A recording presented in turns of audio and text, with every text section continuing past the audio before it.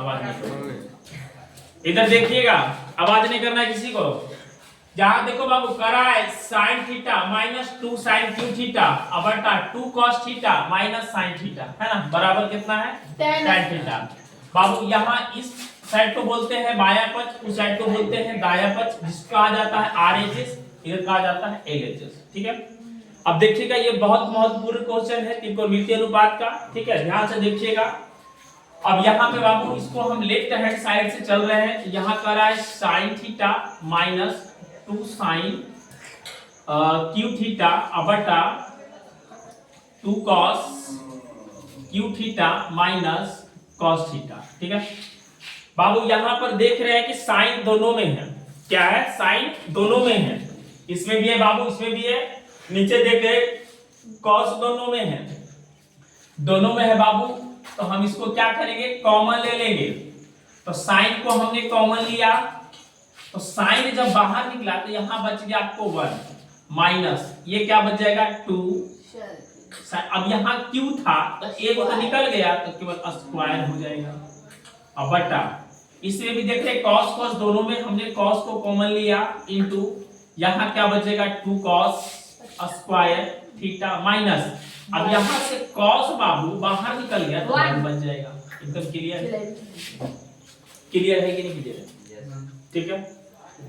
अब देखिएगा थोड़ा सा और, यहां पर एक फार्मूला सबको याद रखना होगा बाबू, और देखिए ये यहां पर एक फार्मूला आप लोग याद रखना होगा, sin square theta plus cos square theta बराबर 1।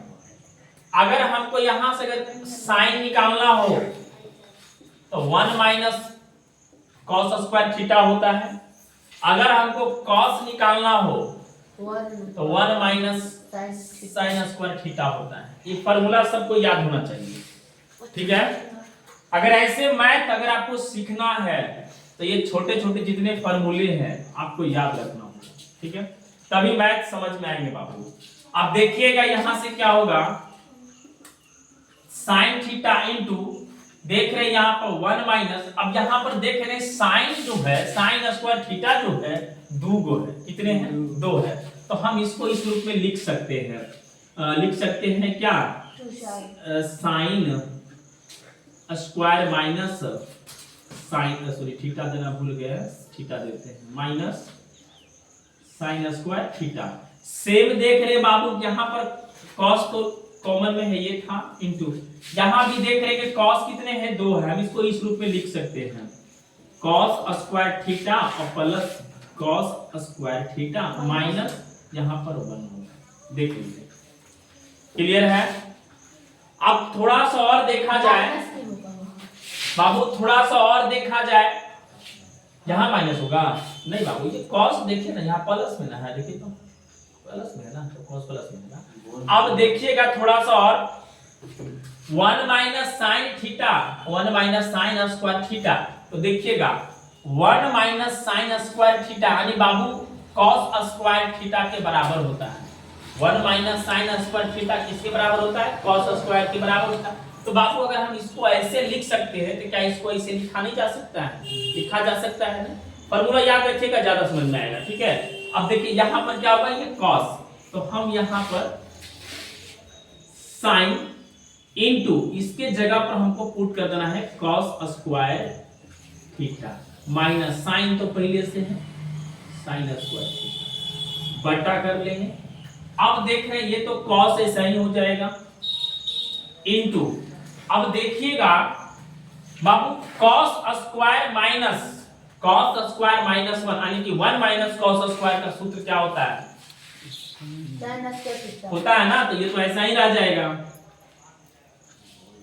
cos square theta minus sin square theta. अब देखिएगा cos और sin ये क्या होगा, कट जाएगा। अब आपके पास क्या बच रहा है, बच रहा है बाबू आपके पास sin थीटा बटा cos थीटा।